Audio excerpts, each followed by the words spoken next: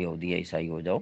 تو نبی علیہ السلام کے ذریعے سے یہ جواب دلوا کر ہمیں یہ راستہ دکھایا ہے کہ ان کی بات ماننے والی نہیں ہے، بلکہ حضرت ابراہیم علیہ السلام کی جو پیروی ہے، جس کے وہ بھی دعوے دار ہیں، جہاں یہود ہوں، عیسائی ہوں یا مشرکین ہوں، سب کے سب ان کو اپنا بڑا پیشوا تسلیم کرتے ہیں۔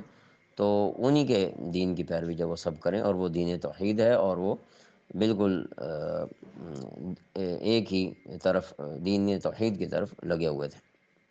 تو فرمایا قل بل ملت ابراہیم حنیفہ، کہہ دیجئے کہ نہیں، بلکہ ابراہیم علیہ السلام کے دین کی پیروی کریں گے، یعنی ہم تو ابراہیم علیہ السلام کے دین کی پیروی کریں گے جو ٹھیک ٹھیک سیدھی راہ پر تھے۔ وما کان من المشرکین، اور وہ ان لوگوں میں سے نہ تھے جو اللہ تعالیٰ کے ساتھ کسی کو شریک ٹھہراتے ہیں۔ یعنی تمہارے اسلاف، تمہارے بڑوں کا راستہ بھی توحید پرستی ہے، اس لیے شرک کا راستہ تمہارا اپنا اختیار کردہ ہے، تمہارے بڑوں کا نہیں ہے۔